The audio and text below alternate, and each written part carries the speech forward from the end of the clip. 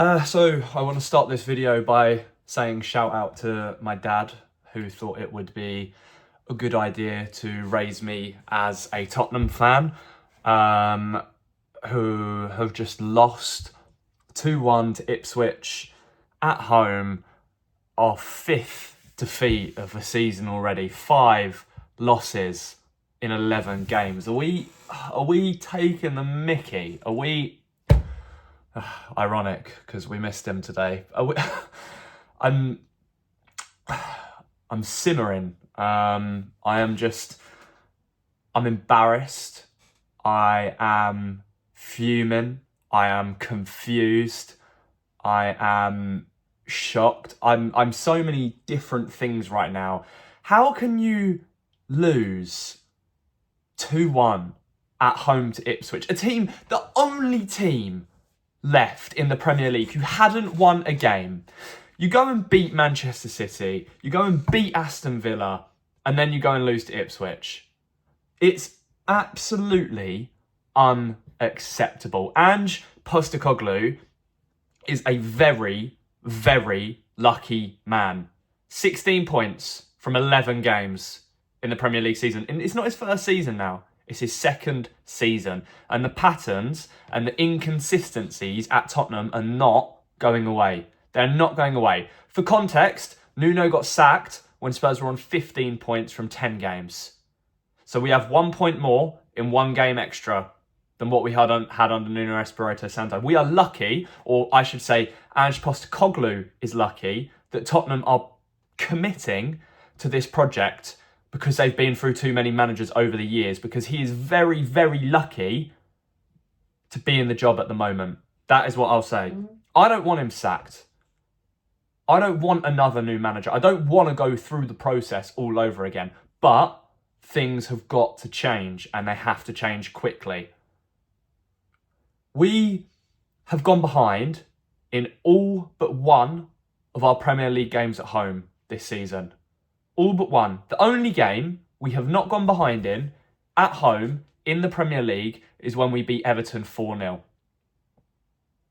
Last week against Villa, 1-0 down. Week before that, 1-0 down against West Ham. Week before that, 1-0 down against Brentford. It's not good enough. And then this week as well, 2-0 down to Ipswich. I know we seem to love having this trend and this trait of coming back and winning games from a losing position, but that is not how it should be. The first half performances, week in and week out at the Tottenham Hotspur Stadium, are embarrassing. How can you hand a team that have not won a Premier League game yet the incentive like that? How can you go 2 goals down at home to Ipswich?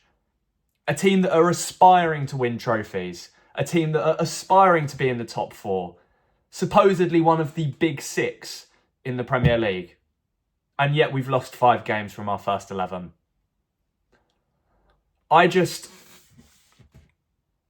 The only reason I'm still in Ange's corner, and the only reason I'm still backing Ange, is because we don't have any other options. What other options are there? I get it, this Ange outgrade is everywhere. They're all over social media. So many people have lost faith in him now. But it's just, what do we do? What's the alternative? The inconsistencies are the biggest worry for me, because the main thing for me this season in Tottenham is I want to win a trophy. I want to win silverware. I'm less bothered about the league form if we go a long way in the Carabao Cup, if we get to the final of that, or the Carabao Cup, or the Europa League. But the consistencies in our play suggest that that's literally impossible. We cannot play a full 90 minutes at a consistent level. We can't do it. And top teams that win silverware, they can play a consistent game over 90 minutes. Ipswich, credit to them today, because they had a game plan, they stuck to it. Darren England, the referee, absolutely abysmal excuse of a referee, of a person, should not be anywhere near a football pitch with a whistle, not even a Sunday league game. Horror story, embarrassment. 8 minutes added on at the end was kind on Ipswich, because it should have been 12 or 13 with the amount of time wasted in the second half. But yet, he brandished 0 yellow cards for time wasting. Every time Hutchinson went down at the slightest touch, he gave them the free kick. horrible, but I don't want to talk about the referee because Tottenham are the bigger problem. Pedro Porro has to be dropped from that starting 11. He is awful at the minute. I don't know what's wrong with him because he can be so good on his day. Jed Spence has to come into that team immediately. Pedro Porro, awful, awful, awful. Kulusevski had an off day today. Radu Dragusin, man. I sort of campaigned for him to start today in this game purely just because I think he needs the minutes if he's going to improve. But he's bad. He is bad. Maybe I'm being harsh because he hasn't played enough, but he's played 3 or 4 games in a row now. But he's awful. Romero again didn't look like he was massively up for it. Ipswich wanted it from start to finish way more than Tottenham ever did. Way more than that. So where do we go from now? 3 international breaks in a row. We've gone in with a loss. Right before a 2-week break, we go into the international break with a loss. And guess what? When we come back, it's away to City, who are absolutely pissed off because they've lost 4 in a row. So it'll be a miracle if we're able to win there. I don't know what the solution is to this. I think Ange has to have the season. He has to have the whole season. Obviously, right now in the Premier League, Spurs sit 10th in the table, but obviously the good thing about it is I think we're only 3 points off the top 4 because of how congested and close everything is in the standings. But if you want to make those European places, those are the games you have to win, no excuses. Our away form is horrendous. We cannot win away from home to save our lives. So if that's going to be the case, you have to make sure that the home form is stellar, is impeccable. But Tottenham don't do it that way. Dr. Tottenham will always see you and cure your problems. My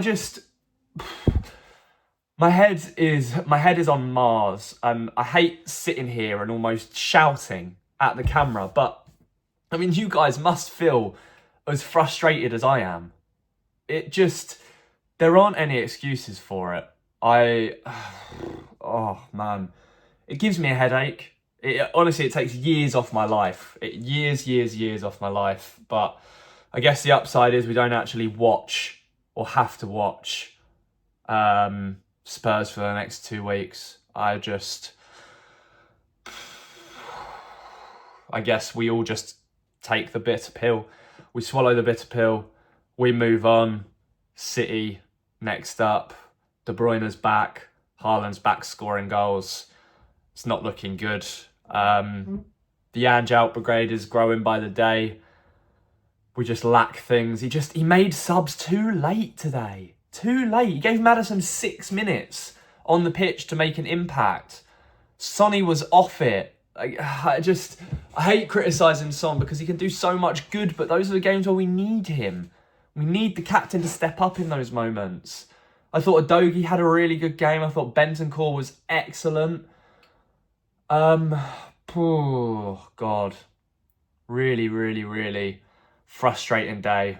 But yeah, I guess we take a break from it now. But let me know what you think down in the comments. What did you make of the performance today? What needs to change? Is it the manager? Is it the players? Who comes in? Because I looked at that lineup today and I was thinking, that's the strongest possible lineup that we can put out. That is the strongest possible lineup we can put out. Sarr and Bentancur with Kulusevski. I thought that's fine because Maddison hasn't been on it. Came on, didn't really do too much. And then Pedro Porro, I guess, for Jed Spence. We get a free kick. Oh, sorry to get so close, but we have a free kick in the 97th minute. 30 seconds left of the game. We win a free kick. Pedro Porro stands over it and he just fires it straight at the first defender. It's moments like that that just make you lose your rag. And look, we always put up with it and we always will put up with it, but it's just an endless cycle and it takes its toll. I'm making it sound like it's the absolute end of the world. It's only football at the end of the day, but football's such a huge part of all of our lives. And yeah, that was a really, really tough one to take. But yeah, like I say, fair play to Ipswich. They were good value for the win. Kieran McKenna, who's obviously a Tottenham boy himself, fair play to him. I hope they stay up. But for Tottenham, more questions, more inconsistencies, more problems. What are the solutions? Let me know down in the comments. Thank you so much for watching. Enjoy what's left of your weekend, and yeah, I will see you soon. As always, come on, you Spurs.